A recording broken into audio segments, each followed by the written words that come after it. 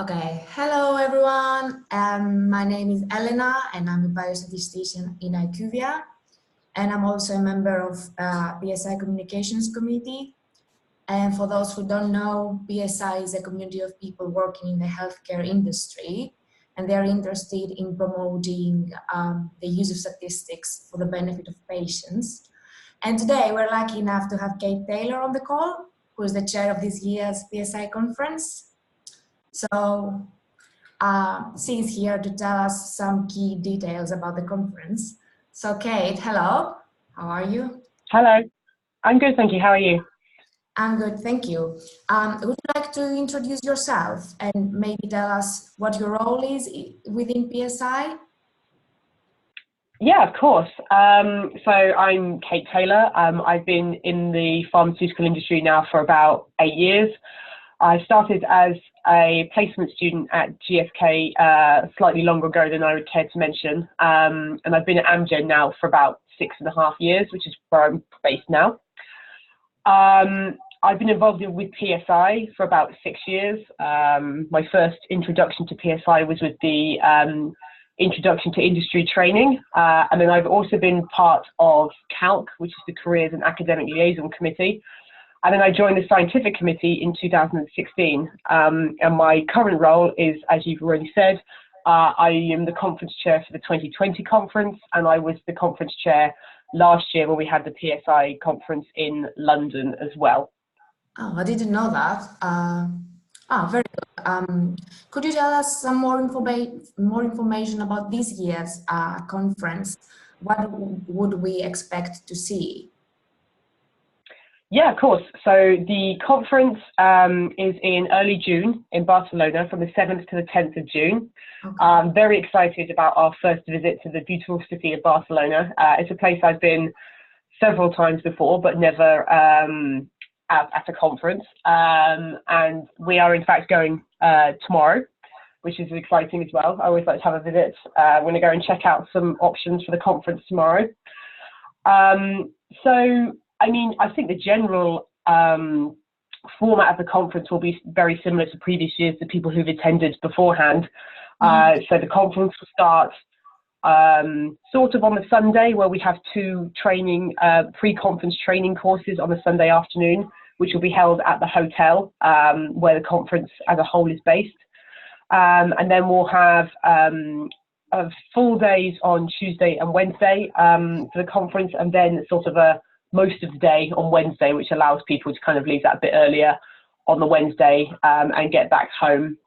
So really we can expect, as per usual, a mixture of sessions. There'll be sessions on a lot of different hot topics. There will be some workshops. There will be some keynote speeches. There will be some breakout sessions. So at some point you'll have a choice as to what you want to go and see. So you go and see the things that are particularly excite you or particularly relevant to your field of work.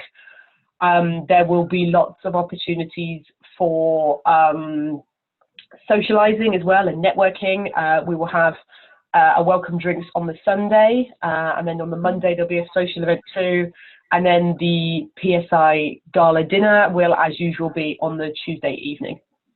Okay, that's all sound very, very nice and great. And I'm sure many people would like to be part of this. But I was wondering who could actually go to the conference. Does it target like a particular group of people, graduates, senior people, or everybody?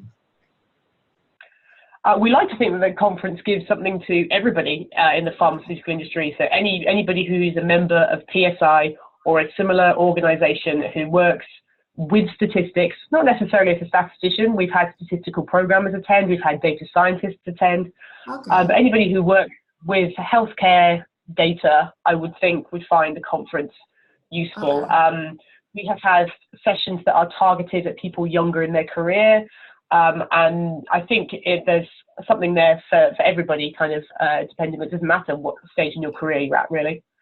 Okay, that's perfect. And people, I guess, they can present their work, and I don't know, I know that there's an abstract and there is a poster that people can submit and they could present. So this is for everyone again. Yeah, absolutely. So whilst we source some of the speakers for the conference ourselves through the scientific committee by looking at well-publicised work, hot topics, experts in the field, and those involved in special PSI special interest groups, we also like to invite people to submit their own work because we can't know about everything that's going on Of course, within the yeah. industry. And in my opinion, these are quite often the best sessions, the sessions where people submit their own abstracts, and we get the submissions that way. So yeah, the abstract submission is open at the moment, and people can submit an abstract either for an oral presentation or for a poster submission. There's the option of doing either, depending on you know, what your work is like or how confident you feel or what the best way to talk about your work is. And is there any limit on how many people can present their work, or everybody that submits, they get to... No, we have a limit because we have a limit on the number of different sessions that the conference can have. Because obviously there's a cost associated with every time we have to add on a new room, we have to pay more money for that room. So it is very much a balancing act. I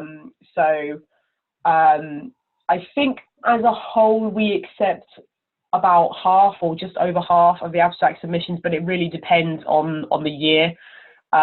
Depends on whether we pay for this extra parallel session or not. Depends on how many other sessions we've already filled.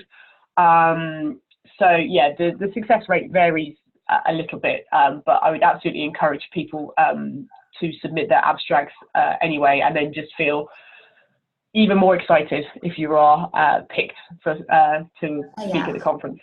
Definitely, and I assume that it's not mandatory to present. So some may have an idea, but they don't necessarily... It's not mandatory for delegates to present. I mean, if you submit an abstract, you can select whether you want to present it orally or whether you want it to be a poster submission. So if you want to talk about your work, but you don't want to, if you don't want to do you know, an entire 20 to 30 minute talk, then you could submit a poster abstract instead. Now, what we do have, though, is we have what we call the 60-second poster session. And it's sort of a really light-hearted, casual session, really good session, where everybody in turn stands up and does a 60-second talk about their poster, just to get people excited about the poster sessions and know what they want to go and see. These are usually, sometimes these are done completely off the cuff. It's not serious at all, just a way to get people excited about the session. But if you're not confident in that either, then you know that people are more than welcome to just submit the poster and not do the 60-second poster abstract, but I would highly recommend it. Okay, that's great. And I mean, 60 seconds is nothing, it's just so fast. By the time you start speaking, you will be done already, so it's not... Yeah, absolutely. And I mean, we've had placement students come along to our conference and you know, and do these 60-second poster reviews. So of course they were nervous because it's the first time they've spoken, but they said they really enjoyed it and they got a lot out of the experience. So yeah, I would highly recommend it. Okay, that's perfect. And okay, I think that's all my questions. I don't know if you have anything else to add about the conference. Just that, as I've kind of already said, the abstract submission is now open. The deadline for oral abstracts is this coming Friday, so the 29th of November 2019. Okay. The deadline for posters is at the end of February 2020, so a bit more time for posters. Okay. But I would definitely encourage anybody to submit their abstract, come to conference, give a talk. I promise it's not as scary as it sounds. I did it for the first time back in, I believe it was 2015 conference, maybe. I did it as part of the career young statistician session. So there you talk to people more along the lines of your peers. It's a great way to get your supervisor to give their permission for you to go to conference. It's obviously a strong reason for you to go if you've got a talk to give. And yeah, I just hope that people submit the abstracts or come along to the conference and just have a really good time. Yes, and connect with people, get out of the comfort zone, talk about interesting topics. I'm pretty sure it's going to be a great experience for 3 days, or even for 1 day if somebody cannot attend all 3 days. So yeah, absolutely. Yeah, loads of opportunities to network and lots of opportunities to learn something new and make the most of a beautiful city as well. yeah, exactly. So if anybody is interested in the abstract,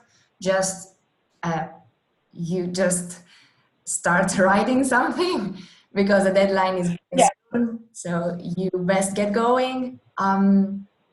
Thank you very much, Kate, for joining, and thanks everybody for listening. And if you have any further questions, just go to the PSI website at psiweb.org. Thank you very much. Thank you, Kate. Thank you.